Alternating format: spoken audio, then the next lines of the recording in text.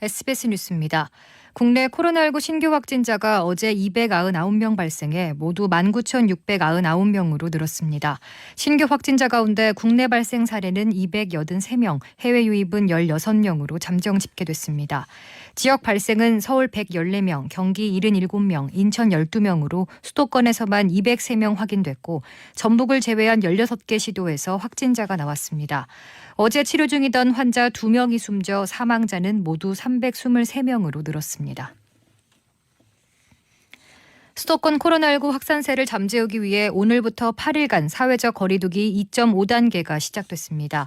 이에 따라 수도권 내 일반 음식점, 휴게 음식점, 제과점의 실내 영업은 밤 9시까지로 제한되고 밤 9시부터 새벽 5시 사이엔 포장과 배달만 가능합니다.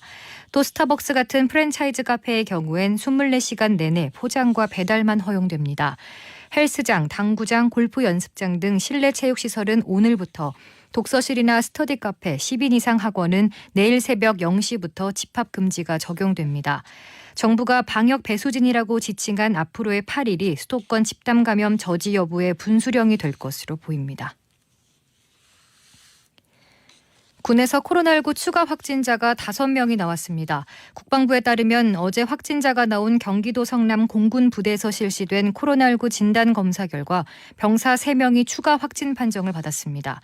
대구의 육군 간부 1명도 추가 확진됐고 경북 예천의 상근 예비역 병사 1명도 확진 판정을 받았습니다. 이로써 국내 코로나19 누적 확진자는 105명으로 늘었습니다. 코로나19 확산세가 꺾이지 않으면서 군은 이달 19일부터 31일까지 통제할 예정이었던 장병 휴가도 다음 달 6일까지 일주일 더 통제합니다. 대한전공의협의회 비상대책위원회가 집단휴진을 계속하기로 한 가운데 보건복지부가 유감을 표했습니다. 복지부는 국회 보건복지위원장이 코로나19 확산이 안정화될 때까지 의대 정원 확대 등 관련 법안 추진을 중단하고 향후 의료 전문가 집단이 포함된 협의기구를 설치해 논의하자는 중재안을 내놨는데도 이를 받아들이지 않고 집단휴진을 지속하기로 한 것에 대해 유감을 표한다고 밝혔습니다.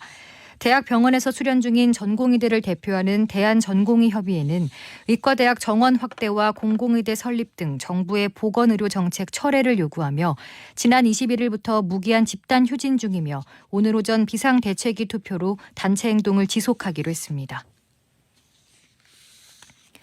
코로나19 확산세를 감안해 논술과 면접 일정 등 대학 입학 전형을 조정한 대학이 100곳이 넘는 것으로 집계됐습니다. 한국대학교육협의회 대학입학전형위원회는 회원대학 198곳 중 절반 이상인 총 101개 대학의 대입전형 시행계획 변경을 승인했다고 밝혔습니다. 주요 변경 사항을 보면 면접, 실기, 논술 등 전형 기간을 조정한 대학이 96곳에 달했고 13개 대학은 실기고사의 대상 인원을 축소하기로 했습니다. 일본군 위안부 피해자 이막달 할머니가 어젯밤 부산에서 별세했다고 정의기억연대가 밝혔습니다.